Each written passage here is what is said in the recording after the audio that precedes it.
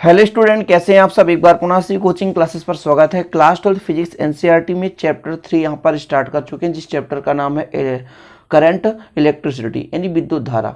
इसके पहले chapter 1, chapter 2 और जो भी न्यूमेरिकल क्वेश्चन है जो भी नहीं कराए गए हैं वो भी आपको वीडियो मिलेंगे, और जो भी क्वेश्चन कराए गए हैं वो प्लेलिस्ट में आपको मिल जाएंगे। तो चैप्टर 1, चैप्टर 2 आप जाकर प्लेलिस्ट से पढ़ाई करें, और आगे की भी जो भी वीडियो आएंगी वो प्लेलिस्ट में आपको क्रम से मिलेंगी। तो चलिए शुरू करते हैं। आज विद्युत धारा किसे कहते हैं इसके बारे में चर्चा करेंगे, इसकी प्रकृति, इसका सूत्र प्यारे भाइयों। तो आज का फर्स्ट लेक्चर है चैप्टर 3 का, और बाद में जो भी वीडियो आएंगे वो प्लेलिस्ट में मिल जाएंगे। कभी कभी क्या होता है कि यूट्यूब के द्वारा नोटिफिकेशन नहीं आता प्यारे बच्चों, तो आपके पास नोटिफिकेशन नहीं आता तो आप सोचते हैं वीडियो नहीं आ रहा, तो प्लीज़ एक बार चेक कर लिया करें और जा करके वीडियो और प्ले लिस्ट में देख लिया करें। ओके, तो चलिए शुरू करते हैं। सबसे पहले चर्चा करेंगे विद्युत धारा, ठीक है। करंट इलेक्ट्रिसिटी किसे कहते हैं इसके बारे में चर्चा करेंगे। तो जैसे कि पहले मैं मान के चलता हूं कि आपके पास दो चालक हैं ए और बी, इन दोनों का विभव अलग अलग है। इसको मैं मान के चलता हूं कि इस चालक पर उच्च विभव है। क्या? उच्च विभव है, ठीक है, उच्च विभव है, ठीक। ये चालक है, इस पर उच्च विभव है और इस पर निम्न विभव है, निम्न विभव है। दो चालक हैं आपके पास, एक उच्च विभव का, एक निम्न विभव का। इसको हम यदि किसी चालक तार से जोड़ दें, यदि हम किसी चालक तार से जोड़ दें तो आवेश का जो प्रवाह है, जो आवेश का प्रवाह है, थोड़ा समझिएगा, आवेश का प्रवाह कहां से कहां की ओर होता है? उच्च विभव, उच्च विभव वाले चालक से, उच्च विभव वाले चालक से, उच्च विभव वाले चालक से निम्न विभव, निम्न विभव वाले चालक की ओर, चालक की ओर। सिर्फ लिख रहा हूं क्यों, ताकि आप लोगों को जानकारी मिला रहे, ठीक है। तो मैंने लिया यहां पर दो चालक ए और बी। एक चालक पर विभव उच्च है और दूसरा चालक आपका है बी, जिस पर विभव निम्न है। यदि इन दोनों चालकों को किसी चालक तार के माध्यम से जोड़ दिया जाए तो जो है आवेश ए से बी की ओर बहने लगता है। और ये आवेश कब तक बहता है? जब तक कि दोनों पर समान रूप से आवेश ना हो जाए। तो इतना क्लियर हो गया कि दो चालक ए और बी थे, दोनों पर विभव अलग अलग है। अच्छा, विभव अलग अलग है तो आवेश अलग अलग है। कारण क्या होता है? विभव किसे कहते हैं? आवेश को ले जाने में किया गया कार्य विभव कहलाता है। इस पर यदि दोनों पर प्यारे भाइयों विभव अलग है, जिसपे उच्च विभव है तो आवेश भी अधिक है, और जिसमें निम्न विभव है उस पर आवेश कम है। तो आवेश कहां से कहां की ओर चलता है? आवेश हमेशा उच्च विभव से निम्न विभव की ओर चलता है। अब इससे ये पता चला कि आवेश प्रवाह हो रहा है और लगातार प्रवाह हो रहा है, तो इससे कुछ ना कुछ एक नया गुण उत्पन्न होगा, और उस गुण को कह दिया जाता है प्यारे भाइयों क्या? विद्युत धारा। समझ गए ना? यानी आवेश प्रवाह के दर के कारण जो भी उत्पन्न हो रहा है उसे कह देते हैं विद्युत धारा। यानी किसी हमारे पास चालक तार पर जब धारा प्रवाहित करते हैं, कुल मिलाकर के जब हम मान लीजिए उस पर आवेश प्रवाहित करते हैं, तो समय के साथ उसमें जो आवेश में परिवर्तन हो रहा है, समय के साथ जो आवेश में परिवर्तन हो रहा है, चालक तार के परिक्षेत्र पर आवेश में जो प्रवाह हो रहा है उसी प्रवाह को कहते हैं धारा। ठीक है, क्लियर हो गया।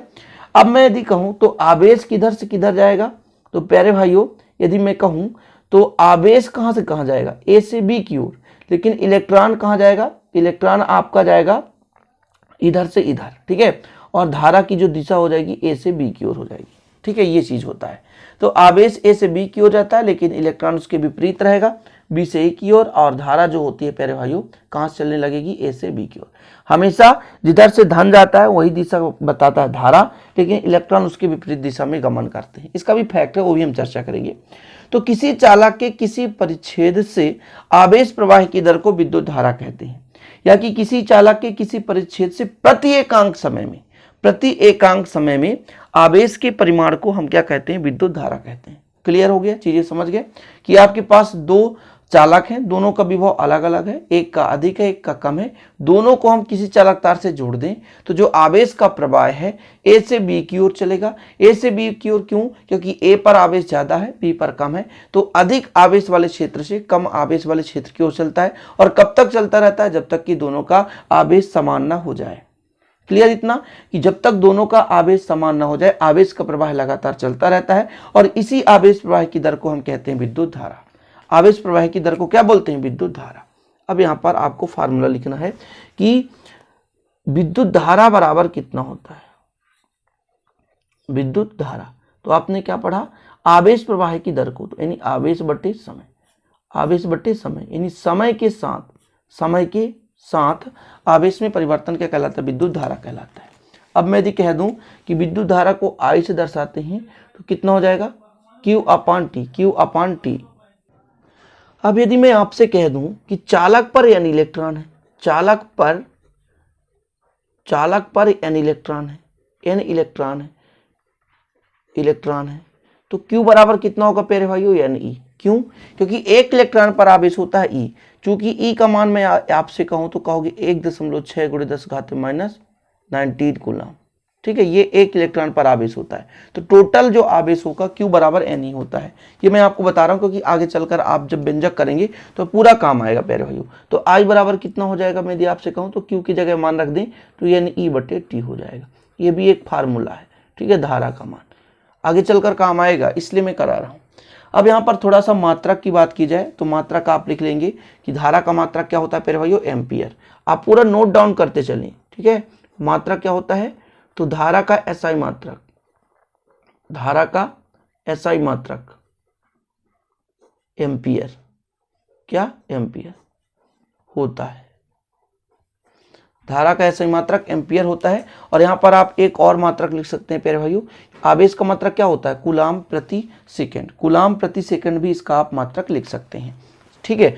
अब यदि कहें कि यदि आवेश का मान कितना हो, 1 कूलाम, आवेश का मान 1 कूलाम, व टाइम बराबर 1 सेकंड, टाइम बराबर 1 सेकंड, तो I बराबर Q अपान T, मतलब Q का मान 1 और टाइम का मान 1, 1 से कटेगा तो 1 ही आ जाएगा और एम्पियर आ गया। यानी एक यहां से परिभाषा निकल कर आता है कि यदि एकांक चालक पर इकाई समय में यानी 1 सेकंड में यदि आवेश प्रवाह का मान कितना हो, 1 कूलाम हो, तब उसे हम कहेंगे 1 एम्पियर की धारा उस चालक से बह रही हो। यानी किसी चालक के किसी परिक्षेत्र से 1 सेकंड में कितना, 1 सेकंड में कितना कूलाम आवेश बह रहा हो, तो प्यारे भाइयों 1 कूलाम में आवेश प्रवाहित हो रहा हो, तब उस चालक तार का जो आपका धारा है वो 1 एम्पियर के बराबर होगा, ठीक है। ये चीज आपको लिखना है। तो आपको लिख लेना है कि यदि किसी चालक तार के एकांक समय में एक कूलाम आवेश प्रवाह रहा हो, ठीक है, यदि किसी चालक तार से एकांक समय में 1 कूलाम आवेश प्रवाह हो रहा हो तो जो बहने वाली धारा होती है 1 एम्पियर होती है, ठीक है। इतना क्लियर हो गया। बेसिक से चर्चा कर रहे हैं क्योंकि आप लोगों को दिक्कत ना हो सके, इतना नोट्स बना सकते हैं आप लोग, ठीक है। फिर आगे चर्चा करते हैं। स्क्रीनशॉट ले लिया करें जो भी नोट्स बनाते हैं, और जिनको भी नोट्स लेना है प्रॉपर तो 96 85 29 91 49 पर कॉन्टैक्ट कर सकते हैं। किस पर, 96 85 29 91 49, ये मेरा पर्सनल नंबर है और 100 रुपये लगते हैं, पूरा प्रॉपर नोट्स दिए जाते हैं। तो आप लोगों के यदि नोट्स लेना है विधिवत तो आप लोग कॉन्टैक्ट कर सकते हैं, ठीक है। डायरेक्ट व्हाट्सएप पे कॉन्टैक्ट कर सकते हैं या कॉल कर सकते हैं। अब कुछ चीज़ें आपको लिखना है प्यारे भाइयों जो कि काफ़ी इंपॉर्टेंट है धारा से संबंधित।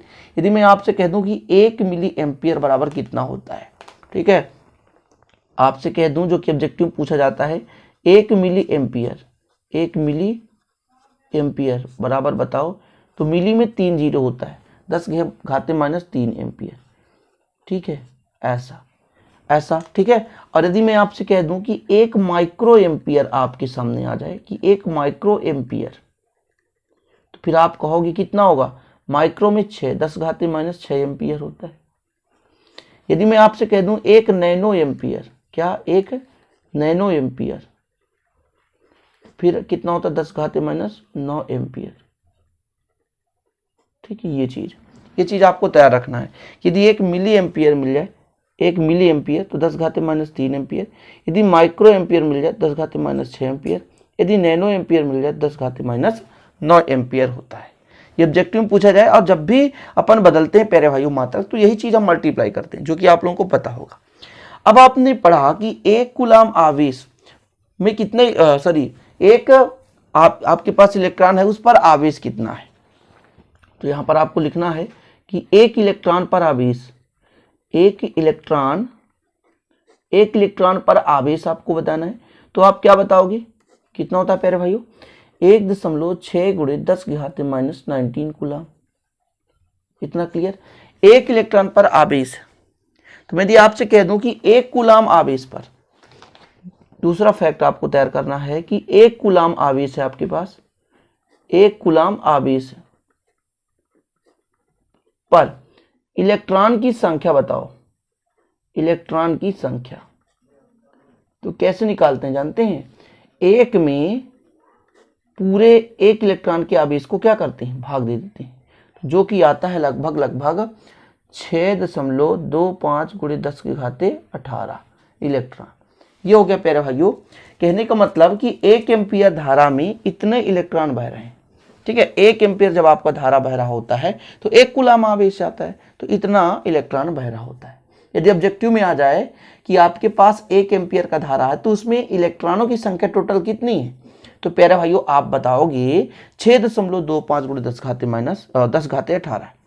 1 एम्पियर, जैसे हमने यहाँ पे परिभाषा आपको बताया कि इकाई समय में नहीं 1 सेकंड में यदि 1 कूलाम का आवेश बह रहा हो तो ये 1 कूलाम के आवेश में कितने इलेक्ट्रॉन है, तो ये इलेक्ट्रॉन आप बताओगे 6.25 गुणे 10 घाते 18। ठीक है डियर, क्लियर है इतना। अब मैं थोड़ा सा आपको बता दूं कि प्रकृति के बारे में, कि इसकी प्रकृति कैसी होती है विद्युत धारा। तो आपको लिखना है अदिश राशि। कौन सी राशि प्यारे भाइयों, अदिश राशि। नोट डाउन करते चलना, पूरा बेसिक चीज मैं बता रहा हूं ताकि आप लोगों को दिक्कत ना हो सके। आपको नोट डाउन कर लेना है कि विद्युत धारा एक अदिश राशि है, ठीक है, एक अदिश राशि। एक हम आंकिक प्रश्न यहां पर करेंगे। चलिए प्रश्न पहले लिखते हैं, प्रश्न, इसके बाद इसको कैलकुलेशन करेंगे। तो क्वेश्चन देख लीजिए कि एक तार में 10 मिनट में 30 कूलाम आवेश प्रवाहित हो रहा हो तो धारा का मान निकालना है। तो हल करते हैं प्यारे भाइयों। यदि हम देखें तो समय t बराबर कितना, 10 मिनट, कितना 10 मिनट, और यदि इसको सेकेंड में बदला जाए तो 60 का गुणा कर देंगे, किसका, 60 का गुणा कर देंगे तो सेकेंड में आ गया, ठीक है, सेकेंड में आ गया। अब यदि आपसे कहा जाए आवेश q बराबर कितना आ गया, 30 कूलाम, सॉरी, आवेश का मान कितना है, 30 कूलाम। तो अब आप बताओगे I बराबर कितना होता है, Q/T, जो कैपिटल Q भी मान लो चाहे स्मॉल q, कोई दिक्कत नहीं है। तो प्यारे भाइयों 30 बटे समय टोटल कितना है, 10 गुणे 60, यानी 30 दूनी 60, यानी 1/20, जो कि भाग देंगे 0.05 एम्पियर आएगा। ठीक है, भाग देना हो तो ऐसा भी कैलकुलेशन कर सकते हैं, ऐसा करके 20 का भाग दे रहे हैं प्यारे भाइयों, तो भाग न पहुंचे लब्ध शून्य, दशमलव के बाद 0 उतार सकते, जितना भी 0 है ना, क्लियर है। एक फिर आप एक 0 दशमलव कारण उतार लेंगे, फिर प्यारे भाइयों फिर भी नहीं जा रहा तो फिर भाग न पहुंचे लब्ध शून्य। ये कैलकुलेशन इसलिए कर रहा हूं ताकि आप लोगों को दिक्कत ना हो, फिर पंचे से जाएगा ऐसा, ठीक है, ये आपका क्लियर हो जाता है। तो उम्मीद करता हूं आज के सेशन कंप्लीट हुआ होगा और धारा संबंधित बेसिक चीज स्टार्ट कर रहे हैं। और जो अगला टॉपिक रहेगा प्यारे भाइयों, और जैसे धारा घनत्व है, धारा घनत्व किसे कहते हैं, मुक्त इलेक्ट्रॉन क्या है, अनुगमन वेग क्या है, तो इसके बारे में हम चर्चा करेंगे। फिर तीसरा वीडियो आएगा धारा और अनुगमन वेग में संबंध। तो छोटे छोटे वीडियो बनाने का तात्पर्य है बेसिक कंसेप्ट करो तैयार, और आप नोट डाउन करते चलो, प्रॉपर नोट्स बनाओ। इसलिए मैं कहता हूँ यदि अभी तक आपके पास नोट्स नहीं है तो 100 रुपये में आप कॉन्टैक्ट कर सकते हैं 9685 पर, और विधिवत आपका तैयारी भी होगा और ये एक हमारे साथ आपका जुड़ने का एक तरीका भी हो जाएगा। ओके, तो उम्मीद करता हूँ कि ये सेशन पसंद आया होगा और अच्छा लगे तो लाइक जरूर करिएगा, दोस्तों के साथ शेयर करिएगा। मिलते हैं अगली वीडियो में। जय हिंद, वंदे मातरम।